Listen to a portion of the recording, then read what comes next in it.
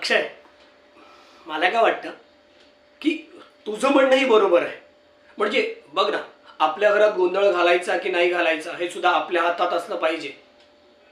आता तुझ्या ह्या तत्वांमुळे मला तुझ्या घरात बसता आलं, आराम करता आला.